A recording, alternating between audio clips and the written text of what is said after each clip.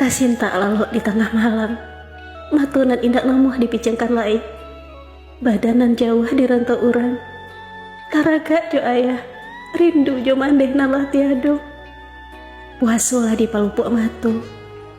Tabayang katiko ayah memanggil untuk berbuku. Takana katiko mandeh menjagoan untuk makan sahur.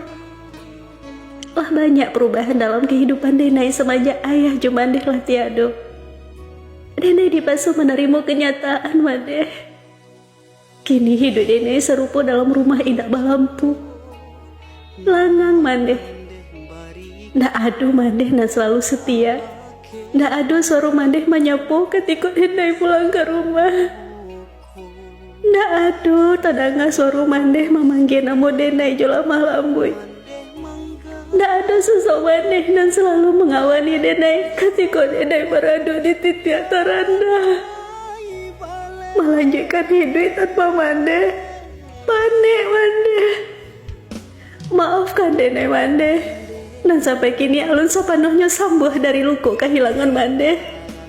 Nggak gampang beradu di posisi Denai. Mulai dari kehilangan mandeh, disusul kehilangan ayah. Dunia terasa kalam ya. Ketika ayah pai meninggalkan Denai selamanya. Ayah, banyak hal dan teraga Denai ceritakan ya. Agia Denai kekuatan dan pernah ayah agia dalam menghadapi apapun. Denai ikhlas ya, tapi Denai rindu mandeh.